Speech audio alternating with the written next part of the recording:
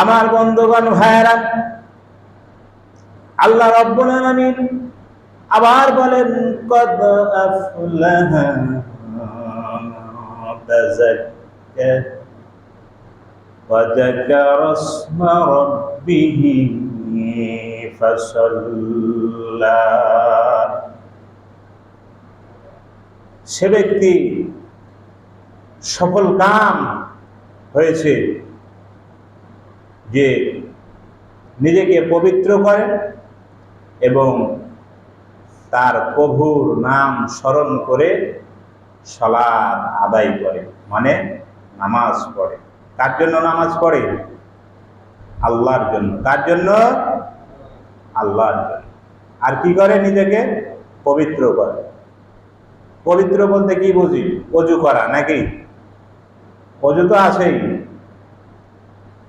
পবিত্র হলো সে হারাম খায় না। কি খায় না? হারাম খায় না। চিটারি, বাটপারি, ঠগানো, দালালি, ভাইয়ের সম্পদ, বোনের সম্পদ ভক্ষণ করে না। দুর্বল মানুষের উপর অত্যাচার করে না। অত্যাচার করে, জুলুম করে, সম্পদ অর্জন করে খায় না।